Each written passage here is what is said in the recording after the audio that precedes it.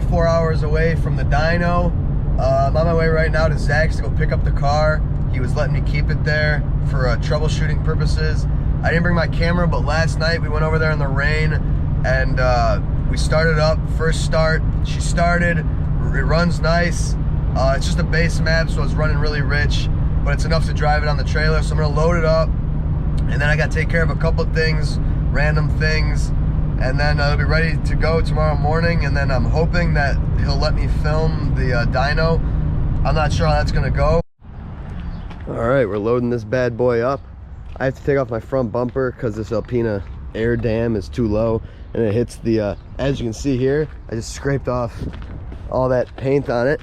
Oh well. So I'm gonna pull this off. I'm probably gonna leave it off for the dyno because it wouldn't hurt to have better airflow anyway. So we're gonna get this thing on here and yeah.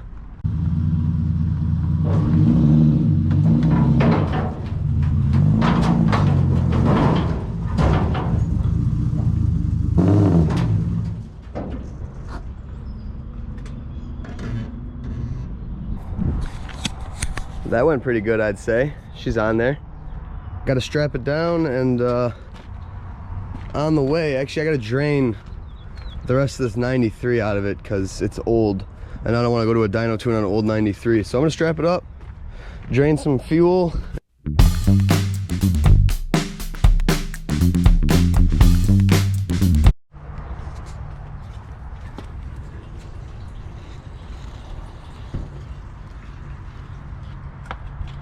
Very convenient to have a drain on the E34. All right, so today is the day. It is 8:30 in the morning. I can't move my neck from landscaping related injury, and time to hit the dyno. So it's raining, of course. We got a nice gloomy day. That sucks, but hopefully it's not raining out there. So I got a spare radiator just in case. I don't know.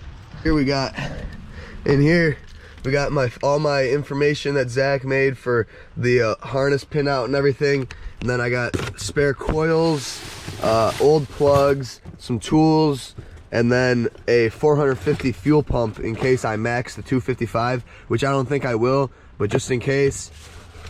So that's all I can think of as like spares that I would need. Other than that, I just put new plugs in, gap to 0.18.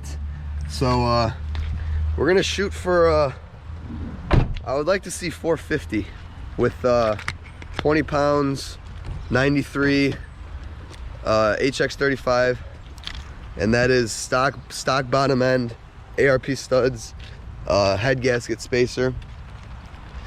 So if I see those numbers, I'll be happy.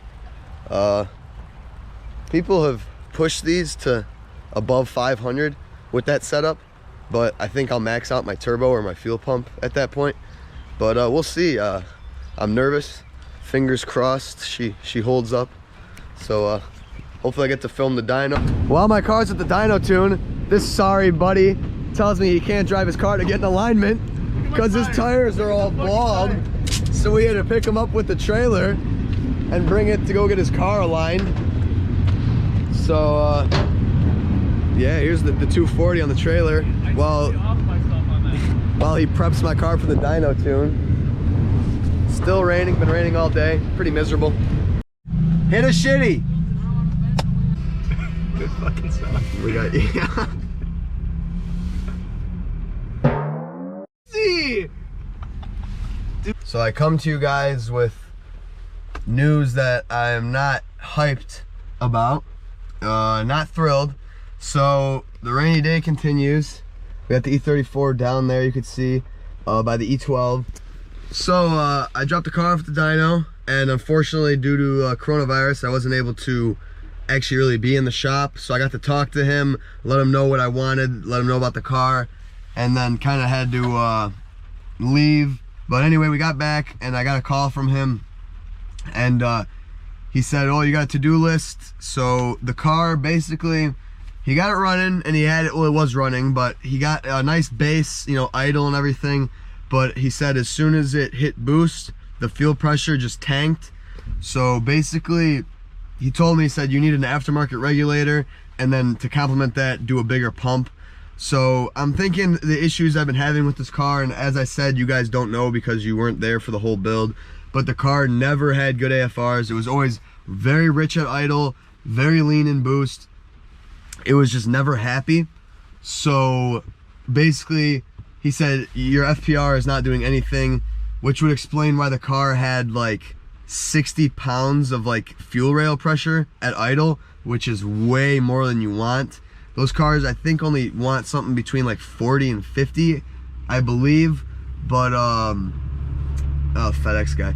Either way, so the idle boost, or the idle fuel pressure is way too much, and then it just tanks at boost. So he couldn't even really dyno tune it. He couldn't do anything. So that sucks, but I'm gonna use this basically as an excuse. I'm gonna get a aftermarket fuel pressure regulator. I'm gonna get the new Walbro 525 fuel pump, and then I'm gonna get E85 injectors, 1200 pound injectors, and then a flex fuel sensor. So the E34 will be going E85 now. You know, going into the tune, he said, you know, you're really pushing this car for 93, and I knew that, but I knew it would hold. But E85 makes everything safer, and then it'll make, he said, about 100 more horsepower.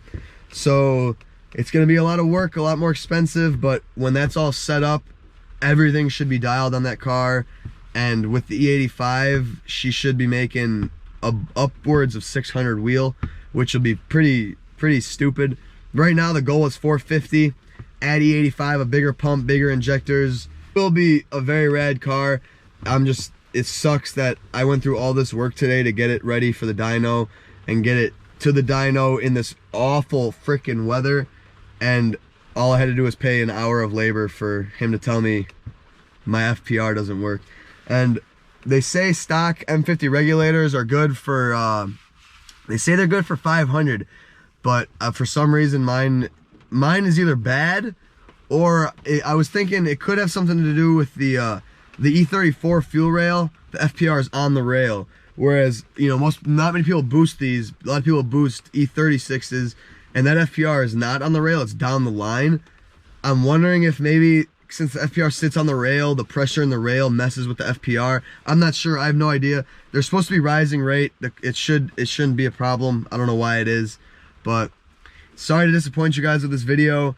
I was just not even gonna make a video at this point, but I figured I might as well keep you guys up to date with the build and let you know what happens. So yeah, I'm gonna use this as an excuse to bulletproof a couple more things, and then that car will be a lot more fun. And I pray that the next attempt at a dyno tune actually works, because I'm so sick of working on that car. I just want to drive it. So yes, thank you guys for watching. Stay tuned.